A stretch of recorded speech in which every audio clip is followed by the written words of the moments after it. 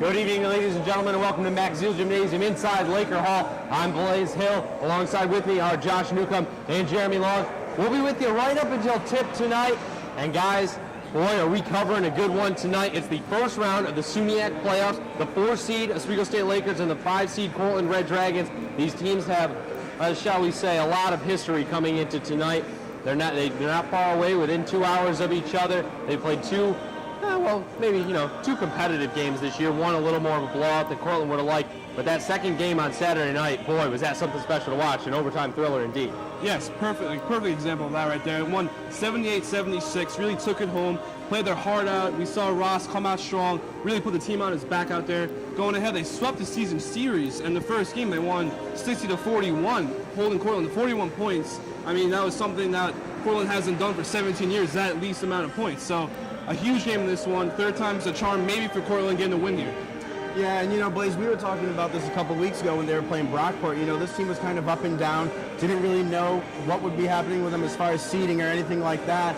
Now we're here, after they beat Brockport, they beat Cortland for a second time. Now they're here in the SUNYAC, so anything can really happen. So it should be a great game tonight. Yeah, guys, Jeremy, you mentioned that inconsistency.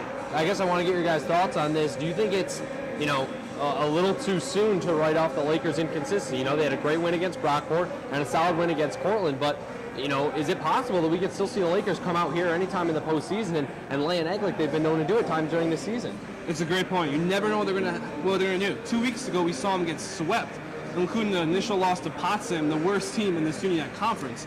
So you never know what's gonna happen. But then they come out again last week, get two big wins, keep the momentum going.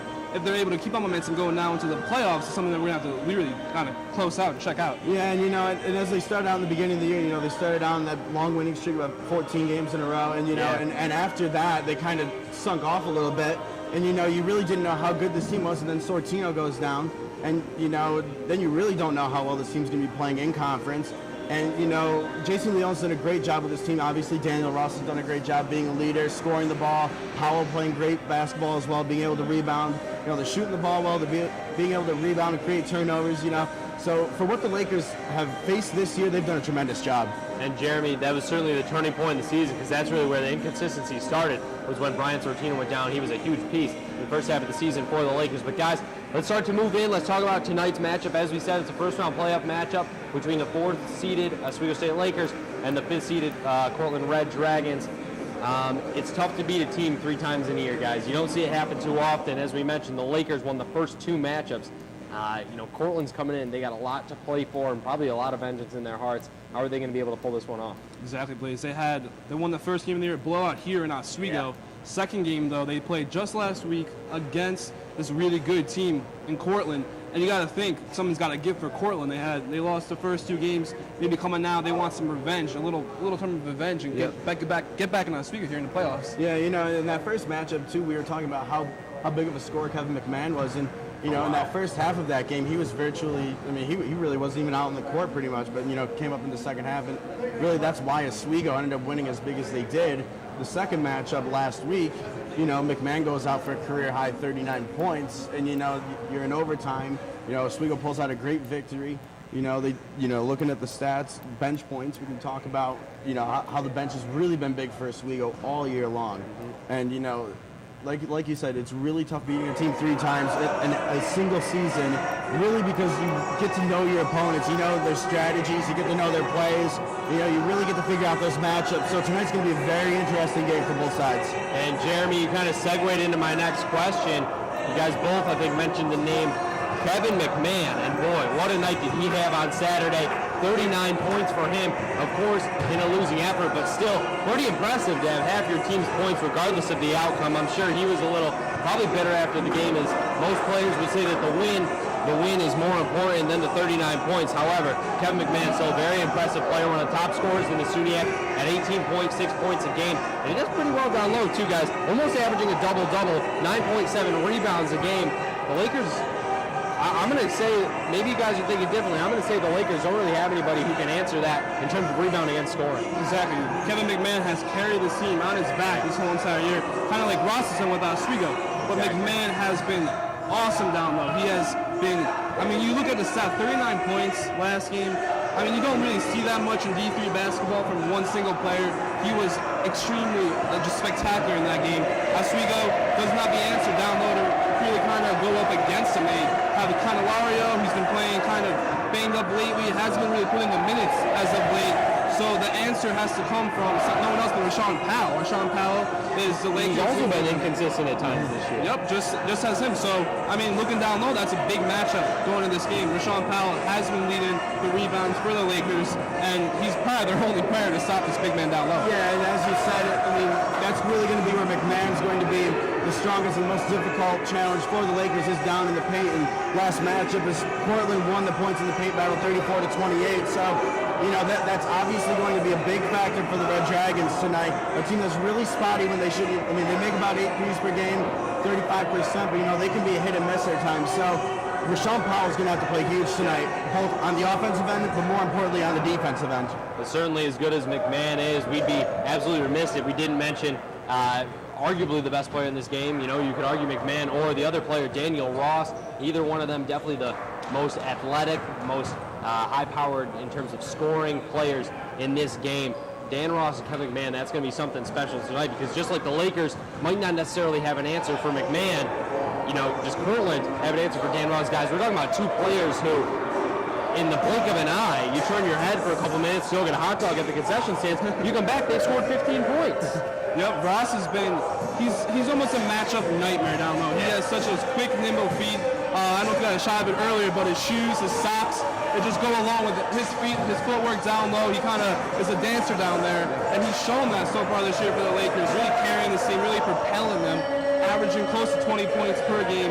I'm pretty sure he's had over 20 points 6 of the last 8 games heading into this game right here in the playoffs. I mean, just spectacular effort for him. Yeah, and you know, the past few years, when you look at a Lakers team dating back to a couple of years ago, had Chad Burridge on your team, one of those dominant scorers. Look at last year, Hayden Ward, another one of those dominant scorers.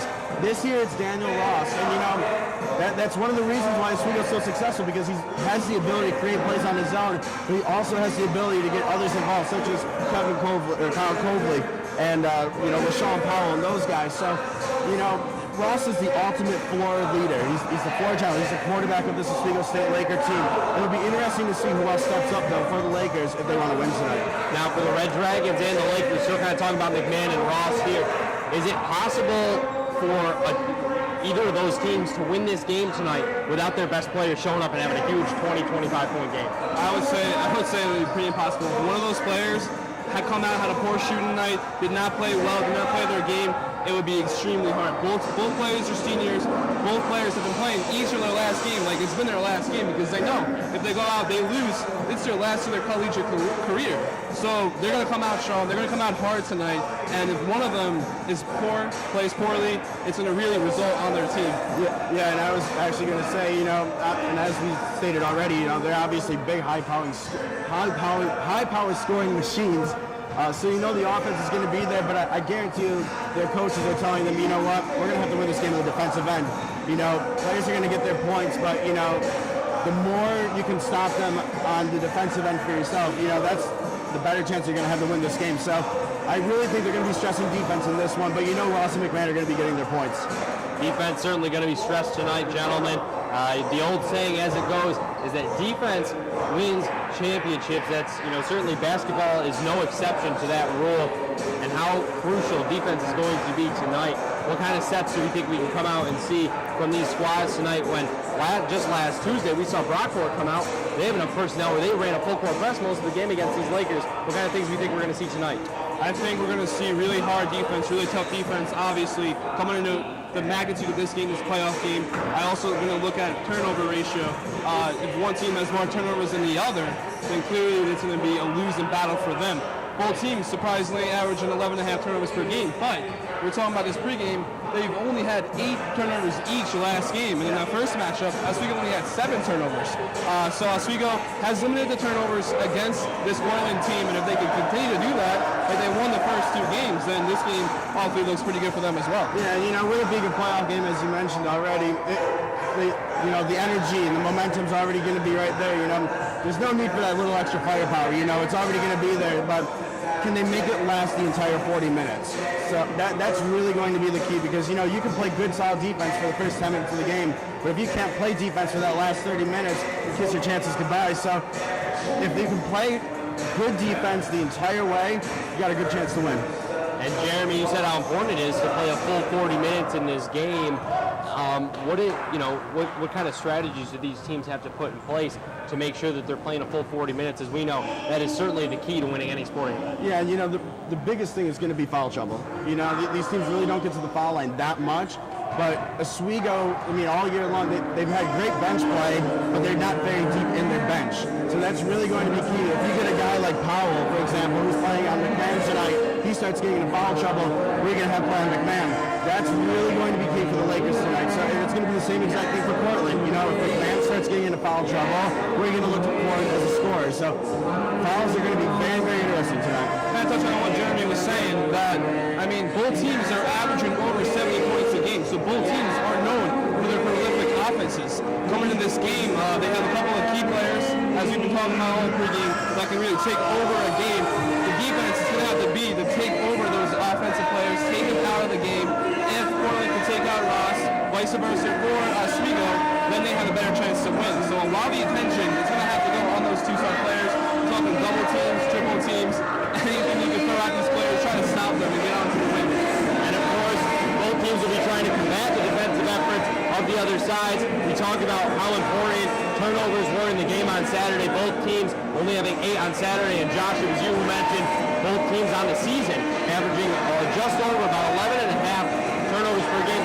Pretty good for Division III basketball standards, but I think it's safe to say that the team with the least amount of turnovers tonight would take home this game. Yes, exactly. I totally agree with that.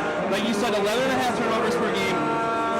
Pretty dismal, pretty low in normal standards for D3, like you were saying. And Oswego only 8 and 7 turnovers in the 2 games they played Portland. So if they keep it under 10 in this game, they have a better shot. But Portland's also got to play better, limit those turnovers, because we all know that turnovers result fast break points out, get the team rolling, get the momentum going, and that's exactly what both teams want to neglect. Yeah, Josh, you hit the nail right on the head there.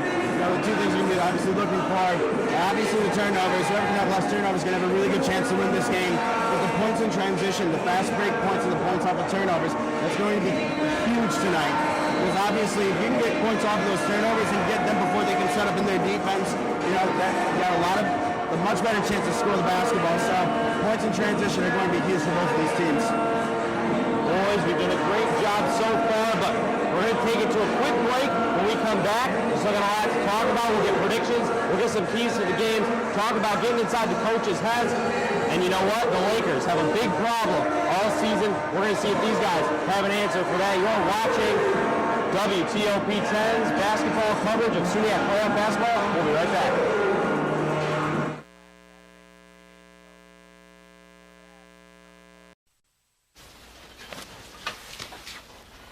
Honey,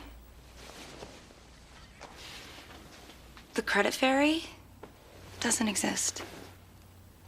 What? It's make-believe. Nobody left anything under your pillow. If there's no credit fairy, then we'll make our credit score go up. We will, by doing things like paying our bills on time. There's no magic to improving your credit, but there's help, and it's free. Go to creditfairy.org. What? So what sets the Rundown apart from other newscasts is that it brings students together to voice their opinions on the world's most important political issues. There seems to be just more events going on in 2012 than there were in previous years combined. This nation is based on the foundation that we choose the government. Do we use 1, 2, and 3? We work hard to bring you the most up-to-date, relevant coverage of the stories you should be following. The country has now gone over the fiscal cliff. Is gun control necessary? How much is too much? Does it surprise you that it's taken this long to have a serious talk about gun control? Students need to realize that this is the time when what's going on in Capitol Hill and around the world starts to affect them. And really, the fate of the entire country is at hand here. This is it. 5, 4, 3, 2, 1. Go camera 2. Good evening and welcome to The Rundown. I'm Megan Roberts.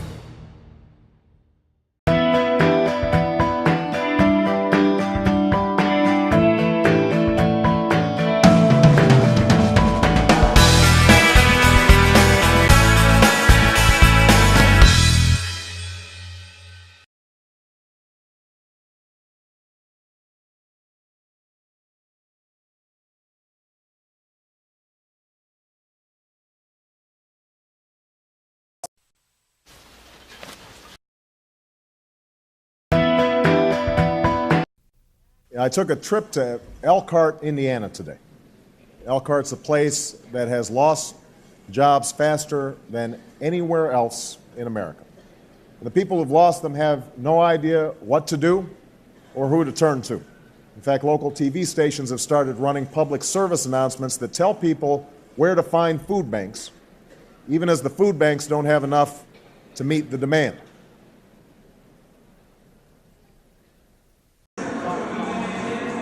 Welcome back to Max Seal Gymnasium inside Laker Hall. I'm Blaze Hill alongside Josh Newcomb and Jeremy Long. We thank you for joining us here on WTOP 10 for tonight's first round SUNYAC playoff coverage between the Cortland Red Dragons and the home team, the Oswego State Lakers. Boys, we talked about a lot of it so far. One thing we haven't covered yet, we talked about the Lakers' inconsistency mid-season after Brian Sortino went down.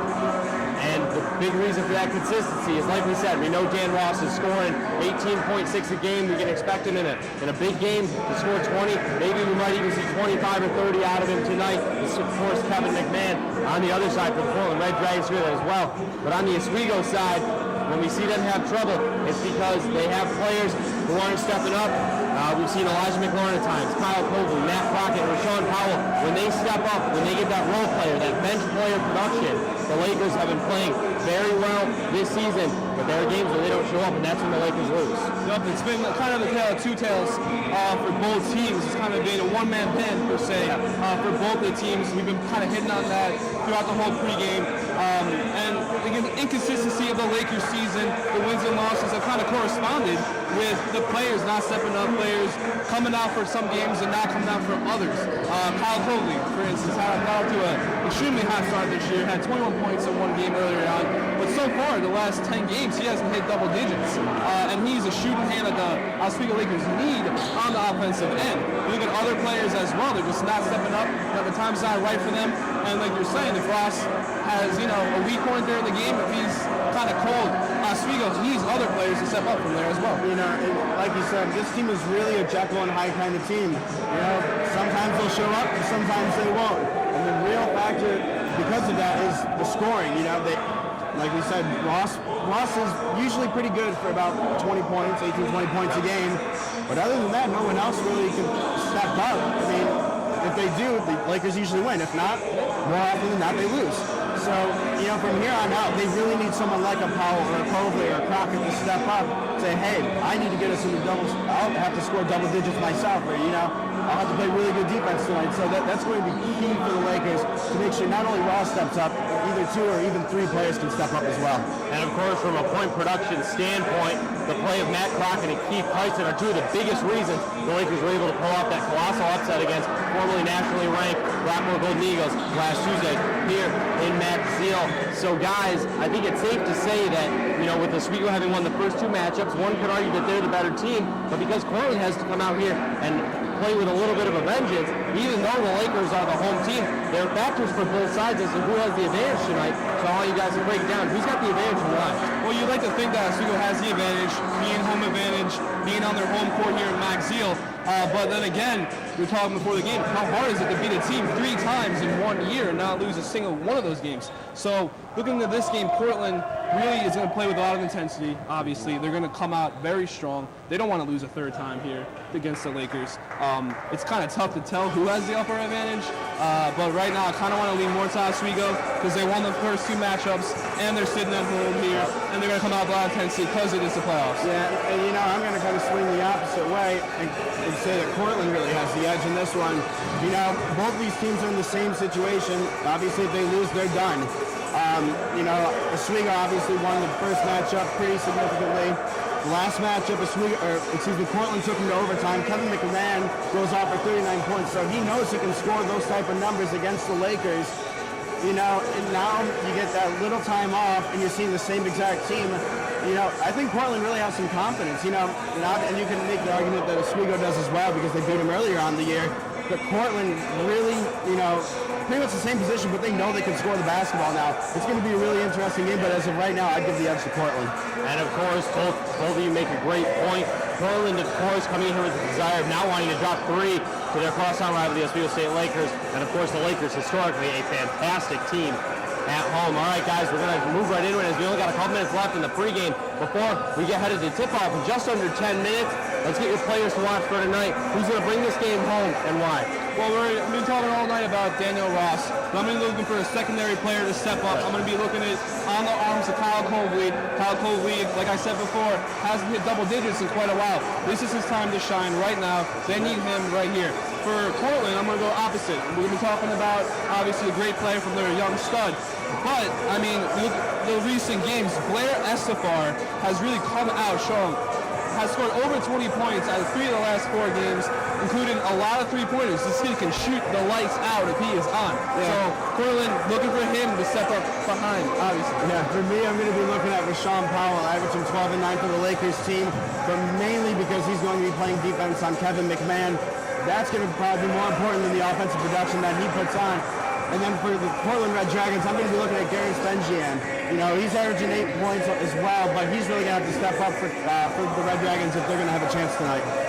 All right, guys, and real quick before we toss the break, Ross Bentley and Adam Rupsick will be on the other side of it. Quick prediction for you. Who wins this game? I want to say Oswego wins this game 74-71. It's going to be a barn burner, folks. We're not going to want to miss it. Overtime, yes or no? Overtime, maybe, hopefully. We'll see it, but it's going to be very close regardless, Blaze. Yeah, I'm going to go with Portland. I think they win a real close, low-scoring battle. I'm going to say 64-62. It's going to be Portland in that one. Better question is, when does Jason Leon's sport jacket come off in this game? That has been a running joke here in WTOP 10 all year. All right, well, thank you for joining us here on the pregame. You've stuck with us this far, so you're going to want to continue to stick with us because the best part of the night's coming up. We got the first half of action. Playoff action. SUNYAC basketball between the Portland Red Dragons and the Oswego State Lakers live here from Max Seal Gymnasium. For Jeremy Long and Josh Newcomb, I'm Blaze Hill. On the other side of the break, Ross Bentley and Adam Rupsick will have national anthem and tip-off for you. You won't want to miss it. We'll be right back.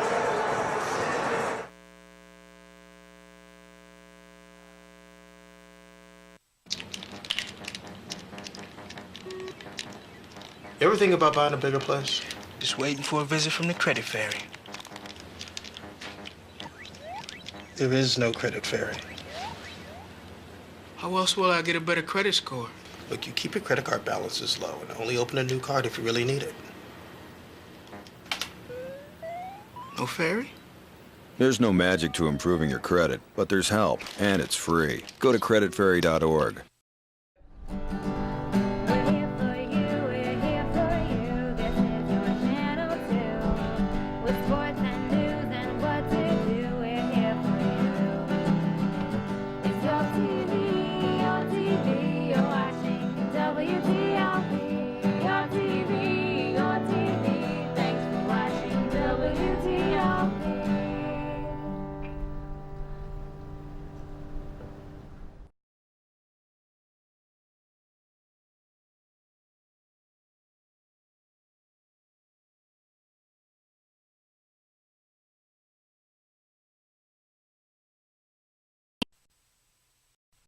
Do you like this top? It's so gay. Really? Yeah, it's totally gay. You know, you really shouldn't say that. Say what? Well, say that something's gay when you mean it's bad. It's insulting. What if every time something was bad, everybody said, oh, that's so girl wearing a skirt as a top? Oh, you are. Those are cute jeans, though. When you say that's so gay, do you realize what you say? Knock it off.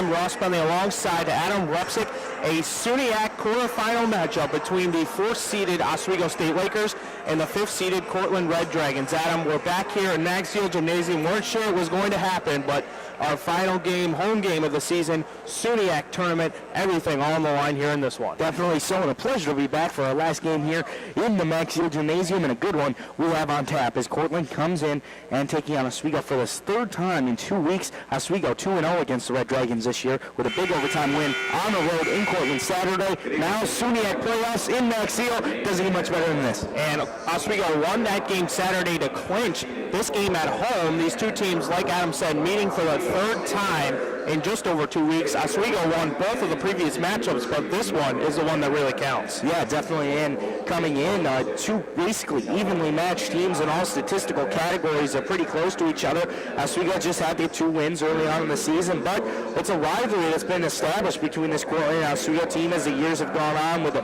SUNYAC championship a couple years ago, and the players like Jesse Winter and Chad Burridge going head-to-head, and just some good games played between these two teams in the past couple of years. And now they're here all ready to go, and the SUNYAC's up for grabs now, so this is a crucial game going into the tournament this weekend. We're going to pause here, take a quick listen to our national anthem.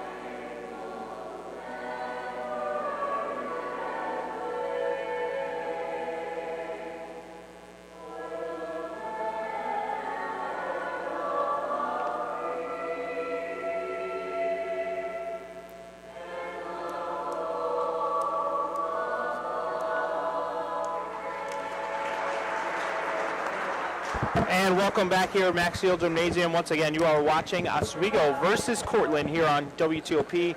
It's a SUNYAC play-in game, quarterfinal game, whatever you would like to call it. 4 and 5 seeds here. The winner moves on and faces top-seeded Brockport on the road this Friday. So, Adam, we focus on those 2 games in the last couple of weeks. Oswego dominated here on February 8th, a 60-41 win, Cortland's lowest offensive output in 17 years. But then the script flipped this weekend as Oswego went on the road. Kevin McMahon, who scored just 5 points in that first game between these two teams, erupted 39, but Oswego held on thanks to a big performance of Dan Ross by 2 in overtime. What do you think the tempo is going to be like? Which game is it going to come closer to, that game here on the 8th or that one we saw in Cortland last weekend? I think it's going to be more of the game in Cortland, because these two teams know what each other have. They know how to prepare for each other's games, and especially with this Oswego State team coming in, they really played great defense on Cortland in Oswego. And Cortland was, like you said, unable to get anything going. The star McMahon couldn't get anything going either.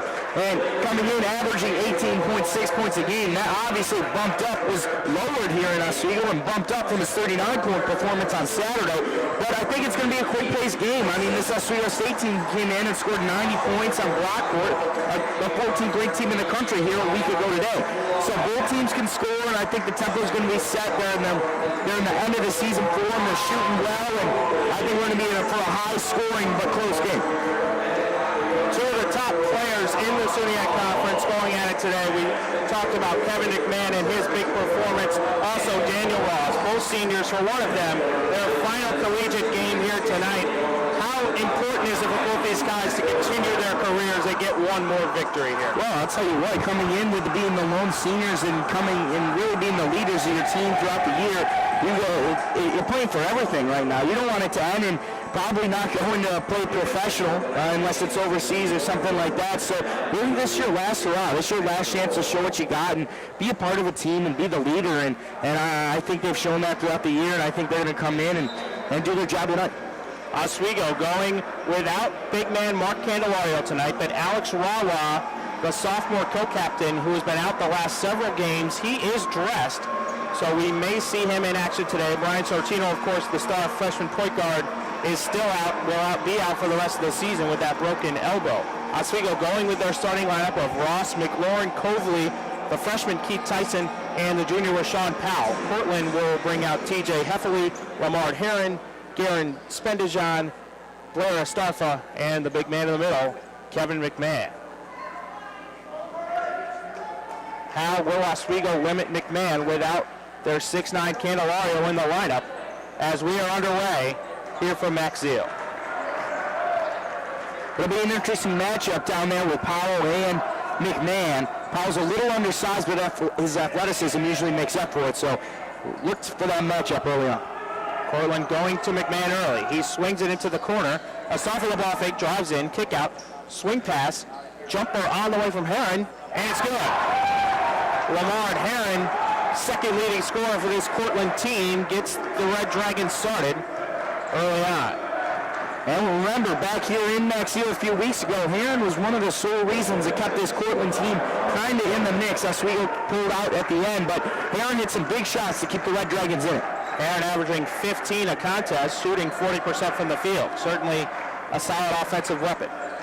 McLaurin with 10 on the shot clock for Oswego. Ross will take the deep three. No good. McMahon with a rebound. And Adam, how hard is it for a team to beat another team 3 times in one season, much less within 3 weeks? It's extremely hard. I mean, you can only game plan so much, and you start to really find out players and their tendencies, and even the players on the court, they know what players' tendencies are when they're going up head-to-head. So sooner or later, it's one team's going to finally figure out how to beat you, but 3 times in the season's a pretty good milestone. Missed 3 there by Spendejan. Oswego gets it back. McLaurin driving. McLaurin goes up all the way to the rim.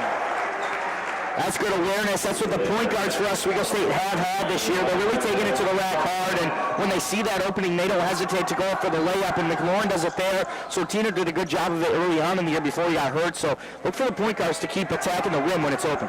And how good has he been since putting in to the starting lineup? Drive on the way, and it's good. Herron again. Crucial, quite crucial. Sortino came in when got big shoes to fill, and Sean Michael, a great senior guard here, 5 years at SUNY Oswego, playing a great point guard role coming in. Then Sortino takes over as a freshman. He gets hurt. 2 sophomores have to come in, and Sampson and McLaurin.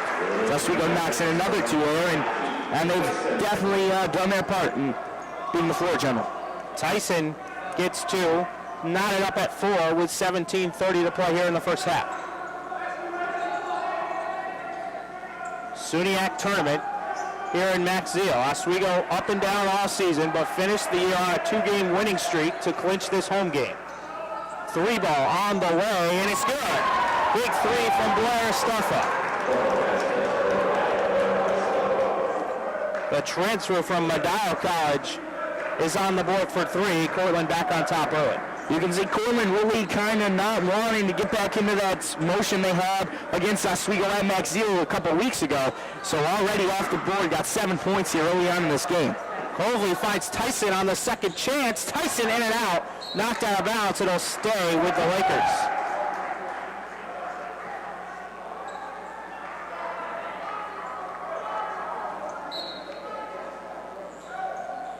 McLaurin looking for someone, finds Powell. Powell driving in on McMahon. Ball fake, goes up the other way. A foul, didn't get the shot to go. But an early foul on Kevin McMahon. And that's something, if you're Coach Leone, you like to see attacking the hoop, and who's down there guarding the hoop for the Red Dragons, Kevin McMahon, who had 39 against you a couple days ago. So you try to get him out of your game plan, and that's an easy way to do it, get him fouls. So it's Powell to the line for 2. Rashawn Powell, the only player for this Oswego State team to be playing in his 3rd season or more with this Oswego club. The only player to come in with Coach Jason Leone and stay the whole way. A lot of turnaround for this Oswego team. Powell hits 1 of 2. And with all the new faces, Coach Leone has done a pretty commendable job of getting this team to 10-8 in the conference. Yeah, these young guys are coming in and playing like seasoned vets out here after a team and a good defensive play there by Rashawn Powell to force a jump ball, and Oswego will get possession from that. But all these younger kids coming in, really stepping into roles early. You see out there as Tyson's in the starting lineup, Crockett's getting some big minutes as of late, and that's been the common theme. As freshmen coming in, they play well, they earn their minutes, and by the time they're seniors, they're forced to be reckoned with. So, great Oswego team this year, but 2 or 3 years down the road, could be a real good team that this Lakers team has. They will lose Dan Ross, their leading scorer, but everybody else coming back for this Oswego team next season. But they want one this season as Coverly hits a deep 3. Kyle Coverly, so inconsistent this year, but when he's on, he's a huge weapon. Yeah, you talk about players needing to step up. Kyle Coverly, someone they look to really get points on the board. Sometimes has big nights, sometimes doesn't. That's a good start for the sophomore guard with a quick 3 early, giving Oswego the 1-point lead. 8-7 Oswego early on here. Much more high-powered offensively than we saw a few weeks ago when these two teams played in this same building. McMahon tried the entry pass, had it knocked away.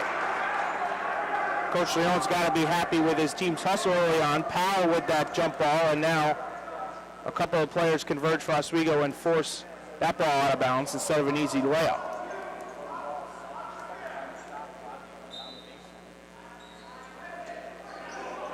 Miscommunication on the inbound play. Heron had a wide open 3 but missed it. Now Ross. He looks to push the other way. Coverly has another one, didn't take it, drives in instead. Nice move, the floater, it's good! What a good move by Kyle Coverly. What a game thus far for him. Just 5 minutes in, already 5 points. A great court awareness. He didn't just chuck up the corner 3. Good pump fake and a beautiful floater to finish. Kyle Coverly with back-to-back buckets. Oswego leading by 3. McMahon has yet to take a shot for Cortland. Heron will take a 10-footer. And it's in. Lamar Heron has been aggressive early on here in this one. Got to get a hand up on Heron. He'll put him in from anywhere, from 3-point line and that mid-range shot. He likes that. Put a hand up in his face or he's going to make you pay. Lamar Heron, the 13th leading scorer in the SUNYAC this season, along with being in the top 10 in assists. Ross, Coverly wants to take it again. Instead inside to Powell. Takes the step-back jumper. No good. Good box out there by Spendejan, and Corley controls. Not really Powell's shot there. He does like that 18-footer around the elbow, but he's got to set his feet. He can't be stepping back like that. As you see, it was a little short. To shoot that shot, he has to be set, catch, and shoot. Other than that, look for the drive or kickback. This is a battle of the top 2 defensive teams in the SUNYAC this season. McMahon for 3. Yes! Kevin McMahon, he can do it from inside, and he can do it from deep. 12-10, Red Dragons on top. Back and forth here in the first 6 minutes. Hey, 39 points, just not even 5 days ago, and he coming in, and you really got to know that he's going to get his shots, even though it took him 6 minutes to get his first one. Hit the bottom of the net like he hasn't taken a day off. So definitely, I think in this timeout, Coach Leone's going to really be talking to his players to give him the hand up on the shots, because so far so good for Cortland as they're hitting big shots, and Oswego can't seem to get their hand up to contest them. McMahon has at least 2 inches on Powell, maybe more. The program lists Powell at 6'4", McMahon at 6'6", so at the very least he's got 2 inches to rise above, get that shot over the smaller Rashawn Powell. And we mentioned this earlier, they're both quite athletic. As you see, McMahon hits the 3 there, and they run the floor well, and Powell, I don't think, is taking a lot of threes, but really gets up around the rim and is up there to get a lot of rebounds. So their athleticism, they're playing the big men slot, some undersized big men, the both of them, but their athleticism together makes it for an interesting matchup. Ross driving in. Coverly now inside to Powell.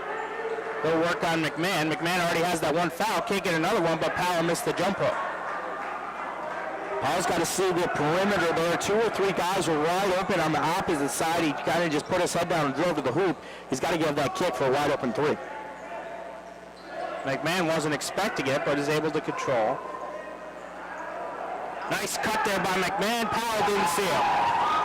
Something you can't have for the Oswego State defense. Always keep an eye on Mr. McMahon. 5 points already tonight. Had 39 a few days ago. Keep an eye on him or he'll make you pay. He'll keep doing that all night long. They're setting plays for him to score. McLaurin misses the three. Rebound tracked down by Ross, but it was out of bounds. How much will Oswego's lack of size hurt them in this game? The only player with any significant size on that bench is Jamel Mosley, the rarely used freshman center. A few centers are a work in progress for this Oswego State team, as Candelario is not even dressed this evening, and Mosley we haven't really seen much of him in other than blowout games, so it'll be interesting to see if they progress throughout the years, bringing a dominant post presence. Covey again! Kyle Covey, 8 points already for the sophomore. You know they're keen on Dan Ross, so if you're Kyle Covey, you know you're going to have some open looks tonight, and he saw him, he gets him, and he's making him play. 8 points for Kyle Covey. Covey averages just 8.2 on the season. He's already almost past that. And we're just under 12 minutes here in the first half. Sampson thought about a three, drives in instead. Nice dish to Tyson, but he's got the big bodies around him, tries to swing it back out to Covey. Herring will intercept it, goes to the rim and lays it in. Sloppy play there by Oswego State. They came there on the baseline, really kind of got jumbled up down there in a Hail Mary prayer pass. Couldn't get it going. Sampson all the way to the rim, he misses. Back and forth they go. Starfa. McMahon has another three. Tipped that time by Powell. Did a nice job getting a hand on it. That's what you need to do. Covey again. This time no good. McMahon strong on the rebound. 16-13. Cortland leads with 11:38 to play here in the first half. SUNYAC play-in game. The winner heads to Brockport this Friday. Golden Eagles, of course, are playing without their superstar John Ivey, out for the season with a torn ACL. He suffered it here in this stadium last week as Brockport fell to Oswego. Just a devastating loss for them. Herron again with one on the shot clock, and Herron has 8 for Cortland. How about that? Cortland really controlling the tempo of this game, working the shot clock all the way down, getting a good look at a bucket. Good offensive tempo for the Red Dragons. Ross with a charge, and that one is a huge call. It would have been the second on McMahon and an and one for Oswego. Instead, it's a charge on Ross, his first. Still no points for Dan Ross with 10:58 to play here in the first half. Interesting call there, as we're all very educated about the new charge rule now after the Duke-Syracuse game last week. But it looked like McMahon was in the restricted area, meaning he can't take a charge. The charge was called, so interesting call there. I wonder what the officials saw. Ross is not happy, and now on top of it, with Rashawn Powell checking out, he will have to guard Kevin McMahon. McMahon has it in the high post. Handoff pass here in the three. That one is way off. And the rebound off the foot of newly checked into the game, Matt McGowan. It'll go back to Oswego State. Oswego now in the last couple of possessions are doing a good job of contesting those three-point looks. Both times the Oswego players have gotten a hand on it in the past 2 possessions to alter the three-point shot. Matt Crockett is in for Oswego. The freshman has exploded the last 2 games. 30 points. Had a couple of huge buckets in that win over Cortland. Covey, the spin. How about Kyle Covey here in this first half? That's good, smart basketball by Kyle Covey. He saw the defender coming on his left-hand side, and a nice spin move, and was able to jump high enough to hang up in the air, regain himself, bank it off the glass for 2 points. Covey's numbers are down this year, but you could see how dangerous he is on offense when he gets going. That's why he started every game for this Oswego team. Crockett reached in on McGowan. And you look at Kyle Covey, obviously having the potential to do big things. Already 10 points here in this game, and he's had games where he has exploded, but other players stepping up for this Oswego State Lakers team. Matt Crockett the other night at 20 points. Matt Crockett, out of nowhere seemingly, with injuries he's forced to enter in the rotation, and he has responded in a huge way, as has Keith Tyson, Elijah McLaurin, and Walter Sampson, all guys who weren't getting big minutes early on this season for Oswego. McMahon was able to save it to Herron, kicks it out, three-pointer on the way, and it's good. Three-pointer good there from Brendan Ferguson. Good awareness by Cortland there. Oswego State did a good job of defending McMahon, and it was kind of a busted play, and Anderson was over kind of wide open and got the ball to knock down that three, but can't really blame Oswego's defense because they were really working hard defending McMahon down low, and it just kind of got unlucky, resulting in an open three. Crockett answers.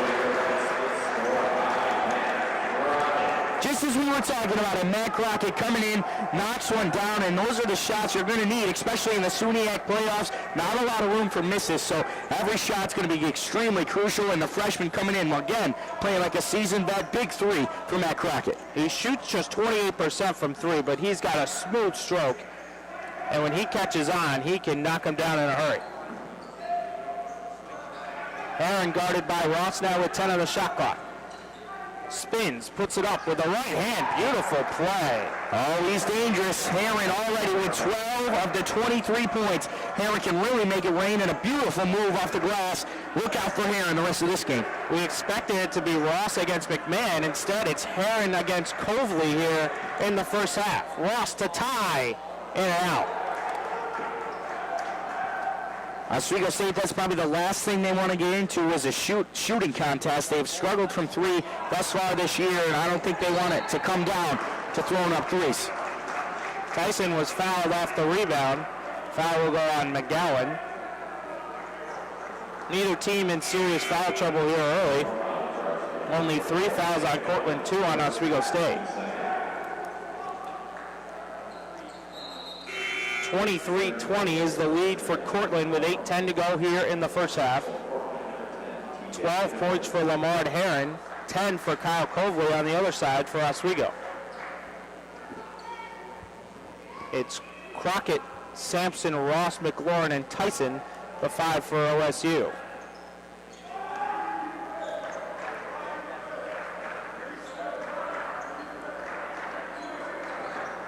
Crockett driving, had it knocked away. Nice defensive play by Herron. Now Heffley, they have numbers the other way. Heffley thought about the three. Instead, he'll drive in and take the pull-up. Beautiful play from TJ Heffley.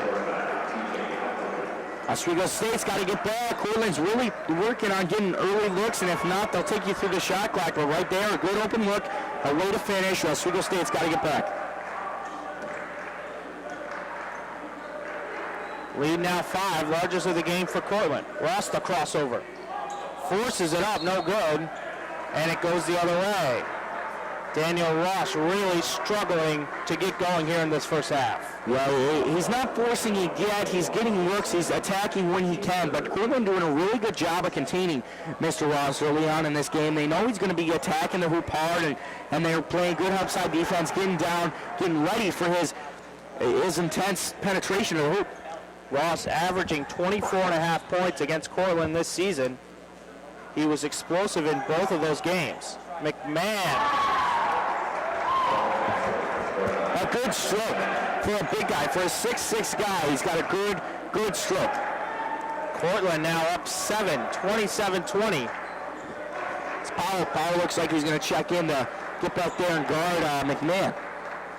Can't leave him on the bench for too long. Nobody else on Oswego has the size to guard the big man McMahon. Sampson drove in, and the blocking call is made by the official. He'll go to the line for 2. First foul on Heffley. 2 shots for the sophomore Walter Sampson. See, Ross, now that one was outside the restricted area, so the player must not have had his feet set, but still trying to figure out that first one on Dan Ross. Coach Tom Spanbauer not happy about it in his 19th season at the helm for Cortland State. His team won the SUNYAC tournament last year, got into the NCAA tournament, won a game before being bounced in the second round. Kevin McMahon, the only player on this team that was a starter for that team a season ago. They lost 4 starters this year, trying to rebuild around McMahon. 9-9 in the SUNYACs, but a chance here to get just within 2 wins of getting back to the big dance.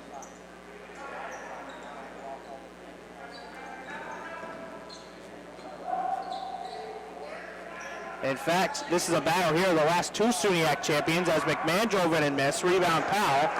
Oswego the winners 2 years ago behind Chad Burge, Hayden Ward, and Sean Michael.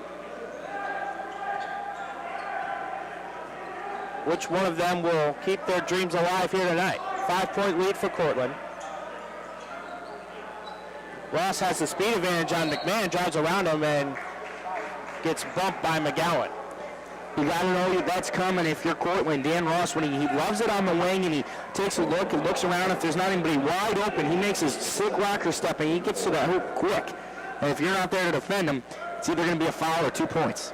It's going to be on Heffley, his second, so he'll have to go to the bench. Astarfa coming back in.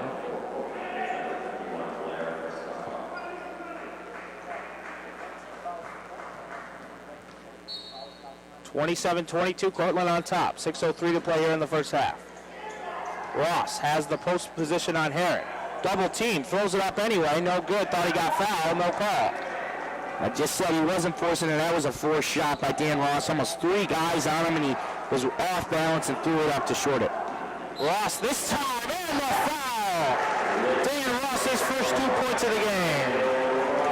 That's his favorite thing in this game, those fast break buckets. When he gets a steal, he gets a good jet pass on the out. He gets his head down and he starts going hard to that hoop, and it's really hard to defend. He makes good moves to avoid contact as he did there, drew the foul, and he gets so high he can finish with ease. And one opportunity for Dan Ross. Good finesse basketball from the senior. My apologies, you did get 2 before that, so that's 4 points on the day for Ross. Make it 5. Playing in there with 2 fouls, Coach Leon trusting his senior to not pick up a third, and they need him on the floor if they're going to be successful. Yeah, definitely so, especially with only 5 points in this one. Down by 2, you think if he's at his season averages at 18, he has 9 in the first half, so he's right around his average if he finishes out this half, scoring a few more buckets, but definitely can't pick up another foul and have to sit the rest of the half on the bench. It could be crucial to the swing of this game. McMahon just using his footwork, his head fakes, anything he can to get around Powell. Yeah, he's really working Powell down there. It's kind of a one-on-one matchup. Maybe Lone might have to go to a zone or start working a good help side transition over, because McMahon right now is taking full advantage of that matchup. McMahon with 9 points on 4 or 6 from the field. And just the difficulty of guarding him, he can shoot and he can drive in. He's a lot quicker than you would expect from somebody at 6'6". Yeah, definitely so. And we talked about that earlier, the athleticism of the big man. There's not a true big man out there tonight, even on the roster, really, that is dressed, other than Mosley from Oswego State. And like we said, the freshman not getting a lot of time anyway. So an athletic kind of esque big man look, more like a high school look, if you will. McMahon, the senior from Hoosick Falls, hoping that this is not his final game as a collegiate player. Certainly a very successful career for him. 13 All-SUNYAC a season ago, figuring he'll be in the mix for that first team this year for sure, as will Daniel Ross from Oswego State. 29-25 is the score. Cortland on top with 5:14 to play here in the first half. Also tonight, Geneseo, the number 3 seed, is taking on 6-seeded Oneonta. The winner of that one will play Plattsburgh. The winner of this one will play Brockport. Both those games will happen Friday in Brockport, with the championship happening on Saturday. Now, Adam, I got to ask you, who do you think's the favorite right now of those 6 teams? Which one? Is it still Brockport without John Ivey, or is it Plattsburgh, Geneseo, or even one of these 2 teams? Well, I'll tell you what, I really hate to say this. It's really quite unfortunate, really.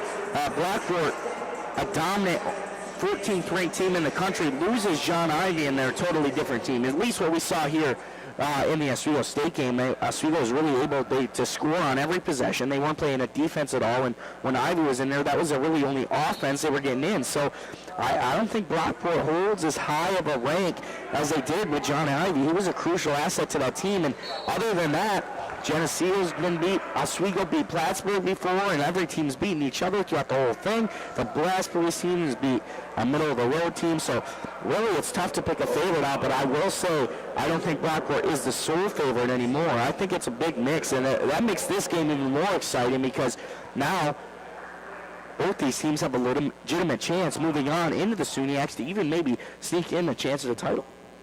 Oswego already with a win over Brockport. Plattsburgh, the other team to beat Brockport this season.